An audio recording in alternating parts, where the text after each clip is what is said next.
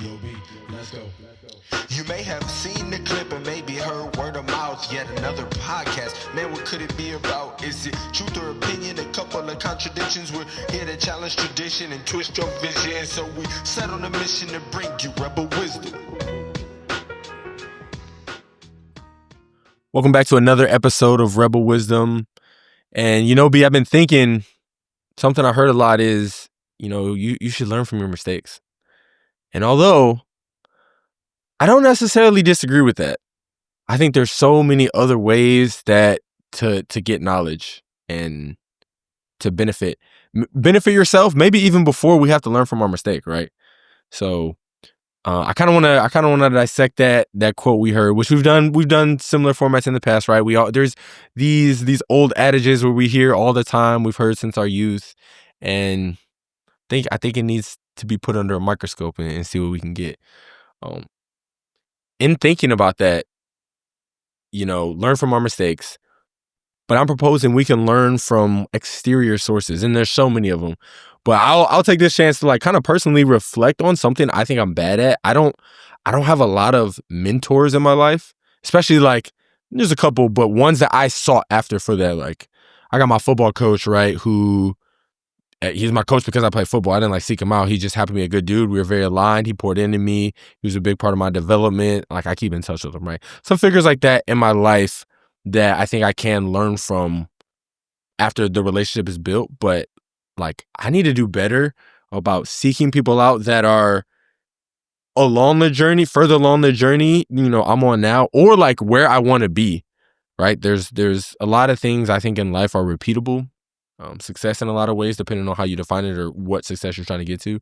And I'm just I do a really bad job of going to find these people, because if I'm learning from them, or, they probably have things in their back pocket that they can teach people. I mean, I know if somebody younger than me, somebody coming out of college or just getting into the military, right? We've been there. I'm sure I have some nuggets for them that I can save them a really bad experience and learning from, just through conversation or through talking.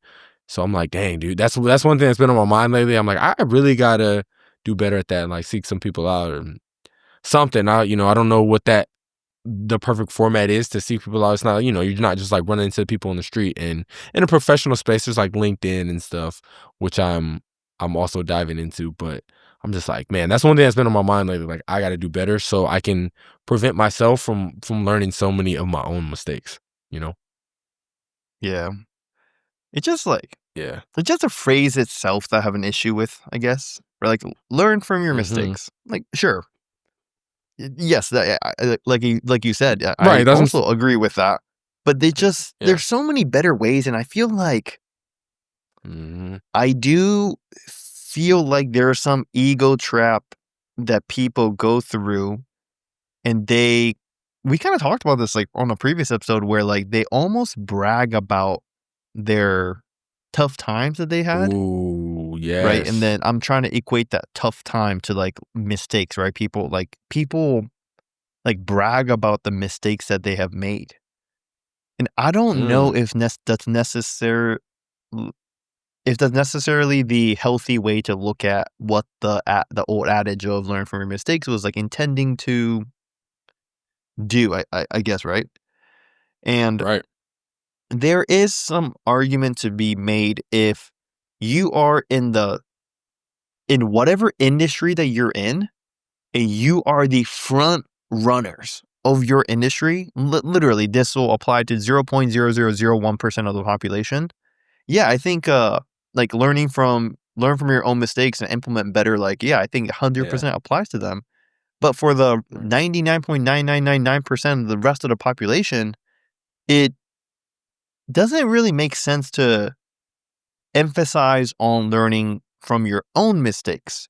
The best and most efficient, the smartest way is to learn from others' mistake. So you can, one, prevent that mistake from happening. And two, even if you encounter something similar, you have methods of damage control. You have methods to fix this issue.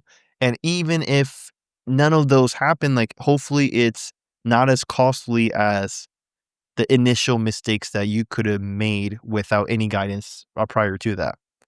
So that's my entering thoughts into this conversation. Yeah, that's dope because I mean, thought provoking for me because you saying people kind of glorifying either their mistakes, and I don't want to conflate it with like where we come from, because some people are like, yo, I came from these hard times, blah blah blah blah blah, whatever, and that's maybe less out of their control. But to your point, there's certainly people that are like, yeah, I had to do this, or I lost this, or went, and it's like, yeah, but that maybe could have been prevented, where you didn't even have to experience that. And hearing you say that made me think of another quote I just jotted down, which is like a simile to it. It's another way to say learn from your mistakes, but it's like failure is the best teacher. Like I hear that and I read these like self-help books or books about business, and they're like, some of these business failed this many times or whatever. And again, it's like failure is a great teacher, and people fixate on not failing, right? And I get that there can be some benefit to experiencing failure, but like failure is a good teacher, but it doesn't have to be your failure, right? Like again, things have happened in history where we can receive that knowledge. You can go seek that in so many different formats. And as the world gets more progressive and more technological, there's more and more ways to hear people's stories, to read a company's findings, or like how they were founded. And there's only becoming more sources to almost like explore these failures, than previous time. So I think as a society we need to like lean into that and the one challenge, like explore. I agree with the strategy, of course, like that makes the most sense. And I think the harder challenge of being able to implement strategies to prevent that mistake from happening when you yourself didn't experience that failure, because it hits different when you fail at something, right? Yeah. And I think of two stories. They're both investment related, but like the first one is like it's like scarred me. Maybe I don't know what the right term is. Like I don't say haunted because like I'm not thinking about it each night, but Yeah. basically like from I graduated college in 2018 and then went into the Navy, and I started investing like pretty heavily pretty early on. And by the time I was, it had to be 3 years, 2021. I had about 200K in my investment account, and I would have been 25, 26 at this point. And so I thought that was a decent chunk of money for Heck a yeah. guy my age at that time. And the one thing that I didn't know was I was still in the historic bull run of, from 2008 to 2022, basically. And just like any other person in a historic bull run, they think that they are a genius investor that can outsmart people in Wall Street. And I was one of those people. And basically what I did, if you're into stock market, I'm sure you can follow along the strategy. But basically, I followed the traditional advice of buy good, like high quality companies and try to buy them as cheaply as possible. And then, if you can't time it, it's okay as long as you're buying great companies through dollar cost averaging. Like those are really fundamental good practices for the stock market, which I was doing. And I don't know what got to me. Maybe I was bored because I was in a transition. I was like training for another school. So like I wasn't on the ship and I just had a lot of free time, I guess. And basically, I sold all of my stocks and converted those stocks 100% to what's called leaps, which is a very long-term, long-dated call option.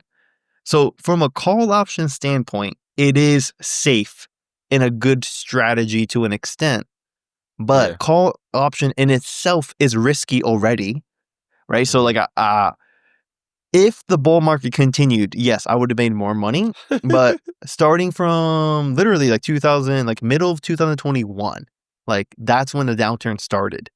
And I probably converted I did this strategy like maybe like a month Right. before the peak set in, right? And by the time the bull market, or by the time I sold out of everything, because I got out the Navy in 2023, like my account value was, so at this point I keep putting money in, right?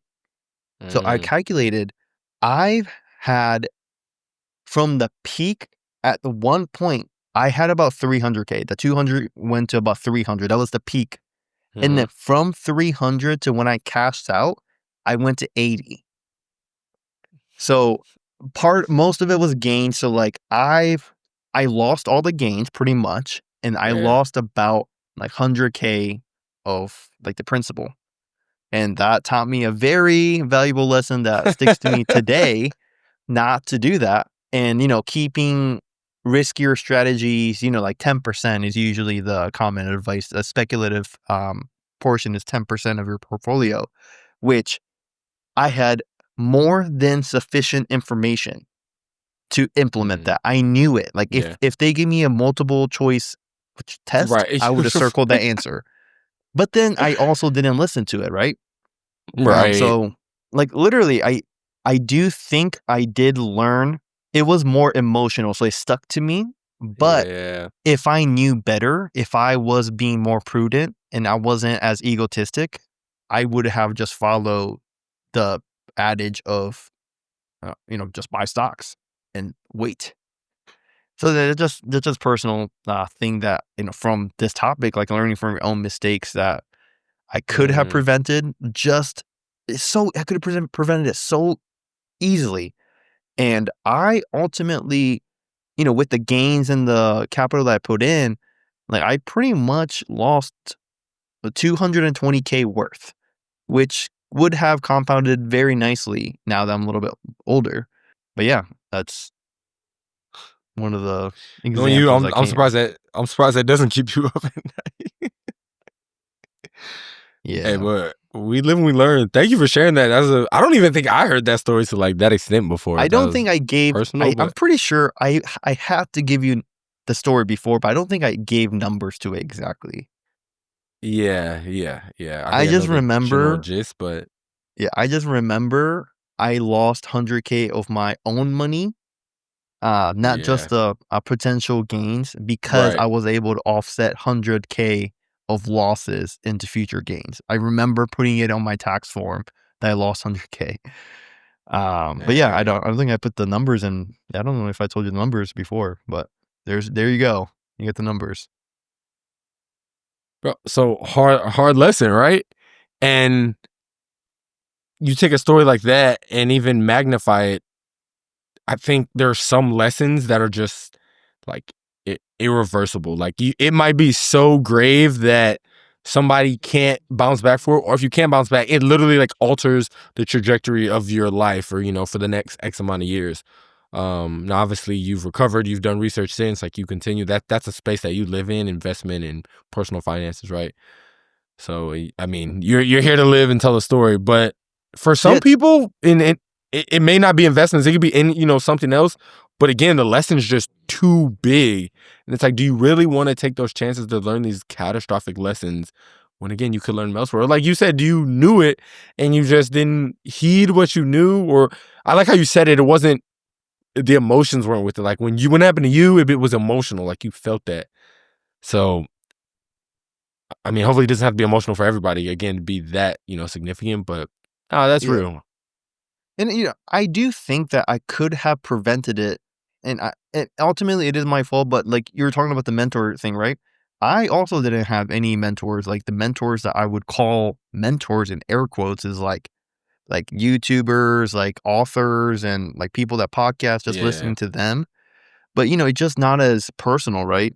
But then with my failure, my goal is to like apply that learning for myself. So I guess like I'm kind of going with the adage of learning from my own mistakes, but I can turn around and utilize that experience to tell somebody else that I care about, and be like, hey, I've lived through it. Please don't do it. Just stick to this.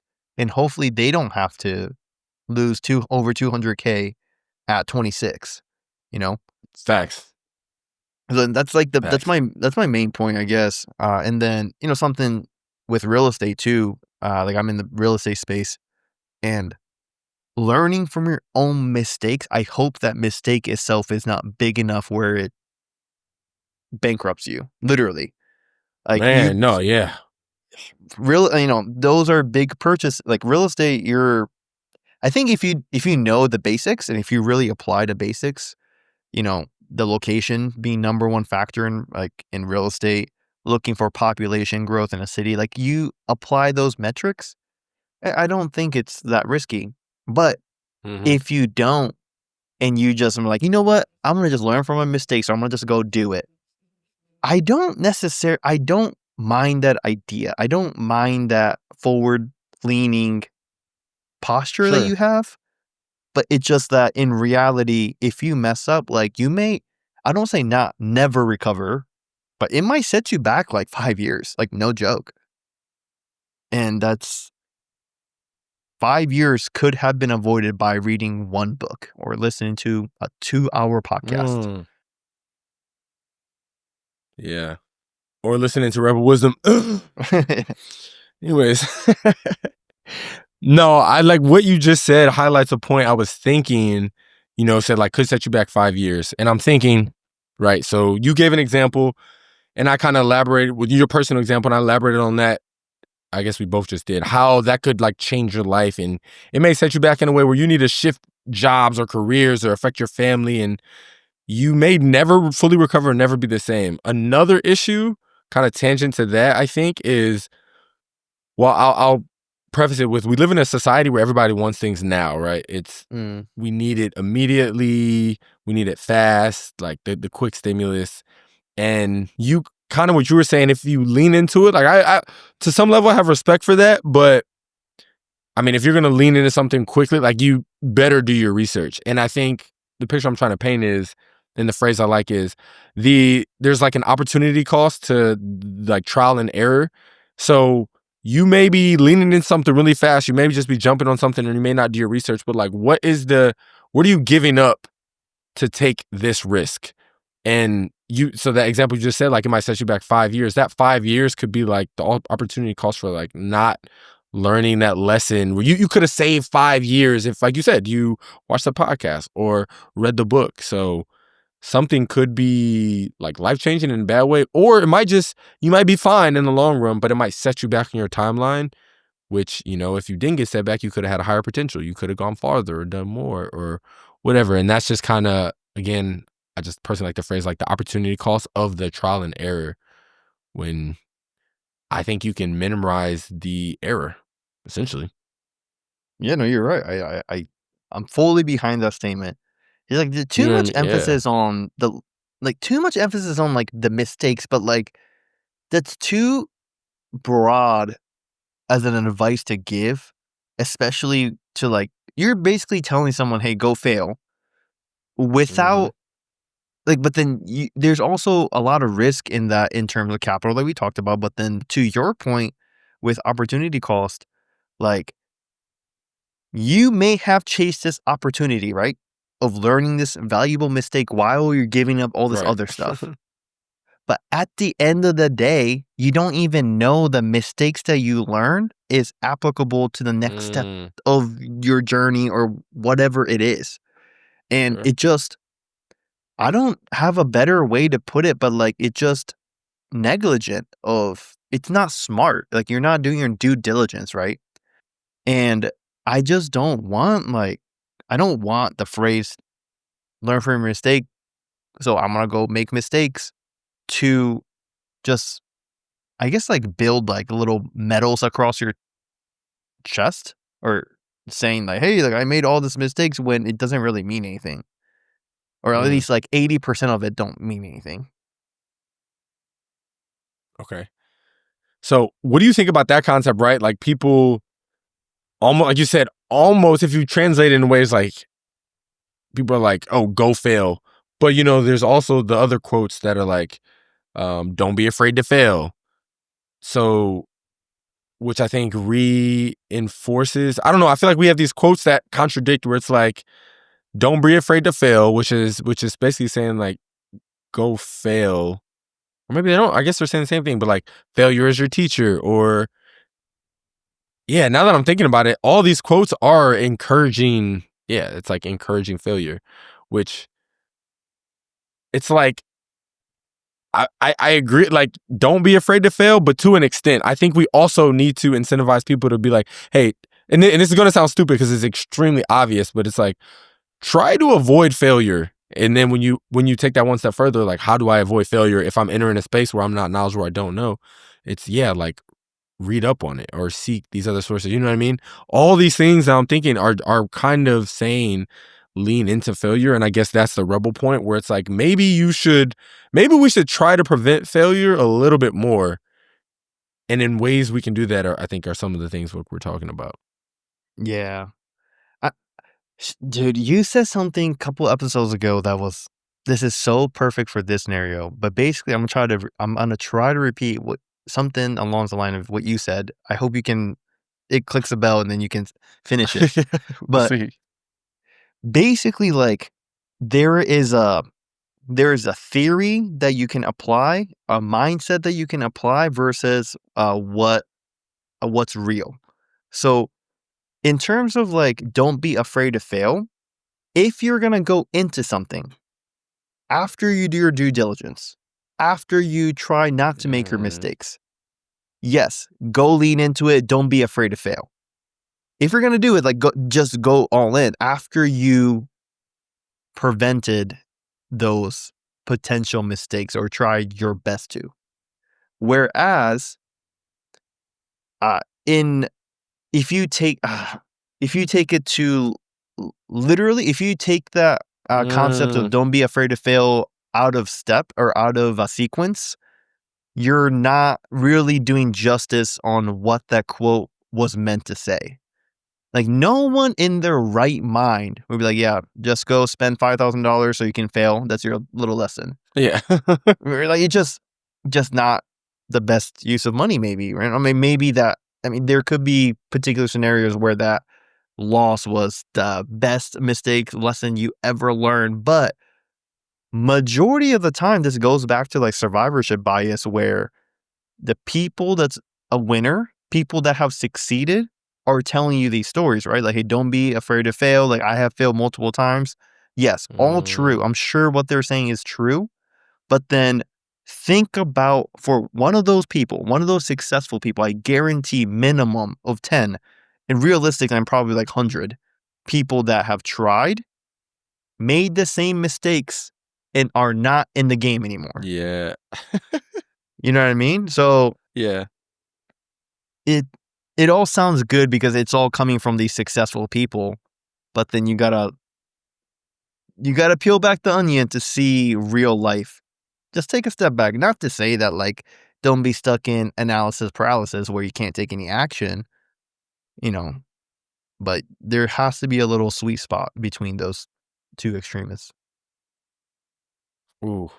That's crazy. In that last sentence you said, you answered a question I was about to ask, like the sweet spot, which maybe is a cop out, because in everything, I think in life, like, there's a balance, and it's usually somewhere in the middle between two polars. But I was gonna say, in what you just said, should we prioritize? I feel like it's this battle of like wisdom versus prevention, and it's like through failing, you can learn. Again, not always, or you might learn something that doesn't even answer your initial question, but you. Sure, we'll say there can be some value from that. I think that's an objective statement. Again, not always, but there can be some value for failure. Or prevention, like you doing the research before, seeking the advice on whatever topic. And it's like I'm trying to put a weight to them and see like what's more valuable, which I don't think I don't think you can really answer.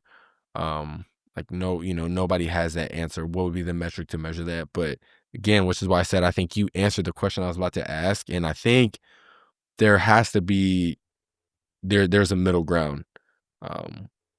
But regardless, I think the prevention, or like the preventative space, like, there has to be some action there. Like, you have to. I don't think there's ever an instance where it's like advised to just hey, you have little to no knowledge on it, you just jump in, kind of. And it's kind of like, we always talk about real estate and the money realm, and people are like, just start young, like you don't have to have all the answers.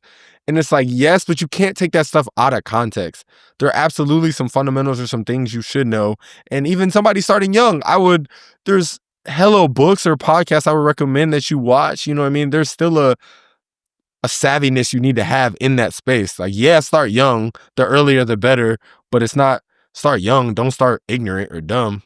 Like Yeah. those are two different things. And you can also, I'm an advocate for this, but for the investment or just like a money space, there's a lot of, I guess, just negative connotation for the paid mentorship groups. But in what we were talking about at the very beginning, like we were both Yep. looking for mentors, right? Yes. And those paid mentorship groups that are so evil, like they may have mentors in that, and I can attest to that. Now, I have paid to join a membership of multiple $1,000s, and I truly believe that by going in, diving in, learning from those people that know much, much, much more than me, I have prevented losses in multiple orders of magnitude than the initial investment I put in to get into that mentorship program. Sounds like you got your return on investment. Yeah, I think so. And it's sad because like there's so many, every time like someone has like a paid mentorship group, like people are so, I don't know, negative against it. Hmm. I don't know. I just never thought about it like that. I'm sure some people are scammy in a way. Like there was like a phase where there was a community I didn't join. I saw it on Reddit where they were teaching people to look at Google Trends to have AI write them a bullshit book, have AI record a low quality audiobook, and just post like 10 books and Try to sell it. audiobooks in a week, and you just keep doing that over and over and over. But like because you're hitting the trendy stuff on Google Trends, like you're making money. Interesting. I'm like, bro, that's so low quality and just like Low quality. you're just like you're not leading with value. You are leading with, Say hey, that. I want to get money. So I mean, yeah. So there are things like that, but For yeah. sure. In that example you said, I'm so glad you brought up the paid mentorship because, I mean, one, sounds like something I could benefit from, clearly. Two, I just asked a question, the wisdom versus prevention in trying to assign value, and you literally did that in your example. Like, you literally demonstrated how valuable, and even with the price tag, you said you paid maybe a couple thousand over time to give you this knowledge that, prevented some things for you and set you on a good path from people that had been in the space. So I thought that was incredibly ironic how I wasn't sure how you could assign value, and you kind of did that through that example. And then something else you said about, maybe it was the Google thing, like a culture, but I just wanted to harp on like being like, or even the paid mentorship. Right now you're in a space where you don't have to rely on the quotes like learn from your mistakes. You're in like a growth environment, or it's kind of like the you're not the smartest person in the room concept, where you can glean knowledge from all these people around you. And this is definitely probably recency bias, but I'm going to try to tie in something that I'm reading now in Atomic Habits, which you've read, I know. Great book so far, by the way. And it's talking about I quickly wrote it down too. There's three, I don't want to misquote it. There's like three main drivers of change. And it's, I guess, when at least from a people aspect, like how people instill change in you, or in this case, instill habits, but it's the closest people to you. So it's like the close, the many, and the powerful. So like the closest people to you can kind of help you or steer your habits. When you're around a lot of people, the masses can, steer your habits or instill change. And then the powerful people just in society or in your life can, do the same thing. And I was like, ooh, that's good. Like the close, the many, and the powerful. And I feel like in this example, you can look to people like those are people, again, that influence change. So like the people close to you, if you have somebody that's close to you in your life that you already trust, you don't have to vet or whatever, you can probably learn, like pick their brains, like learn from some of their mistakes. Or again, if there's a trending topic and something, I don't know, I feel like, in the military, I feel like at some point a lot of my peers were getting into real estate. Like it seemed like everybody was doing it. So I kind of started like to reach out to people to see, like, it literally seemed like a trend. I mean, again, I was in a certain spot in my life and, around a certain culture, a certain group of people that were able to do this. And it kind of, I'm not going to lie, it influenced me I was already kind of getting interested in real estate, like you and people I'm close to.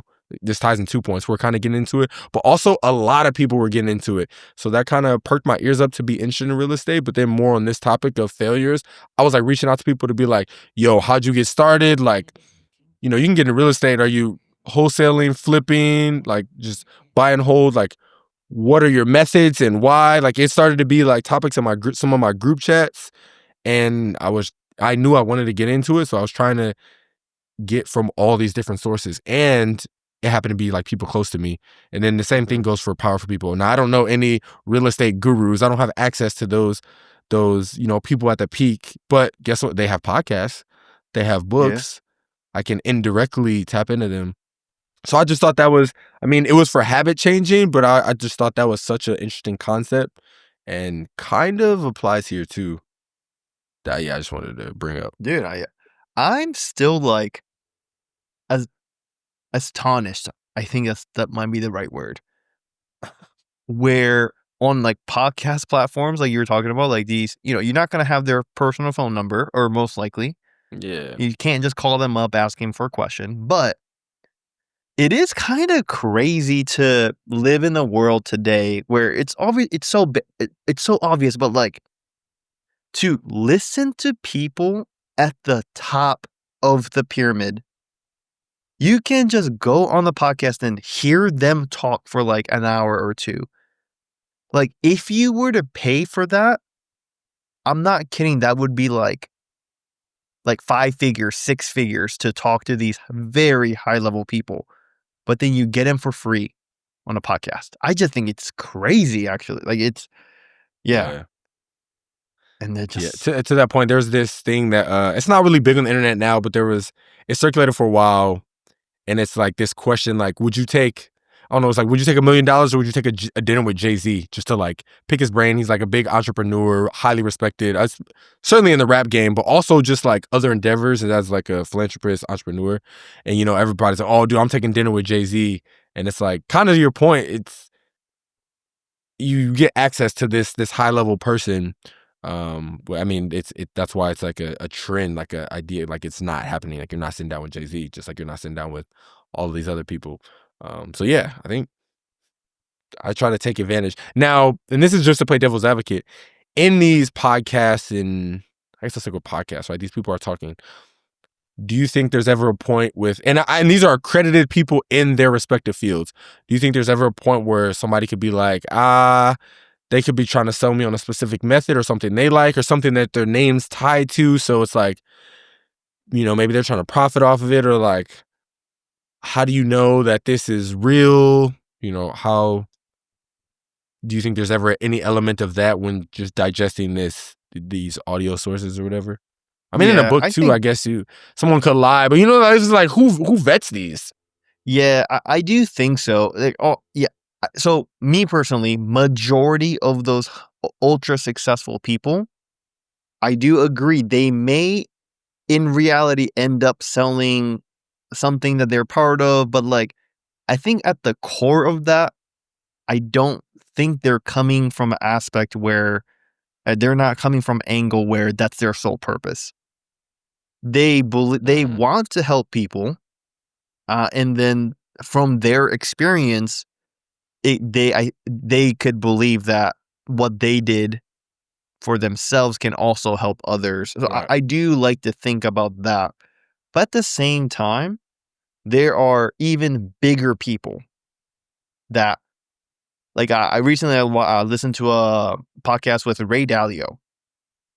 Mhm. I will never ever touch any product that Ray Dalio sells. I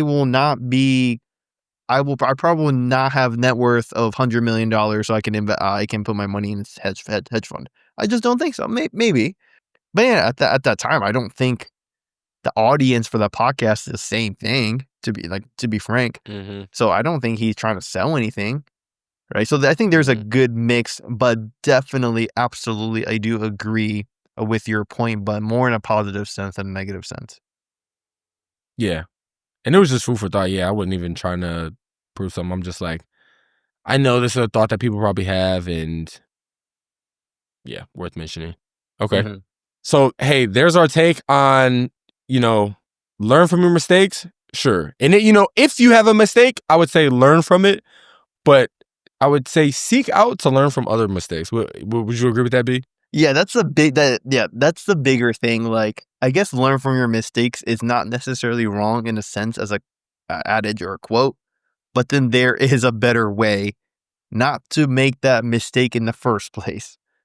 Definitely emphasizing prevention. Dope. All right. Thank you for all those that tuned in with us today on this Rebel Wisdom platform. Catch us next week for another juicy topic.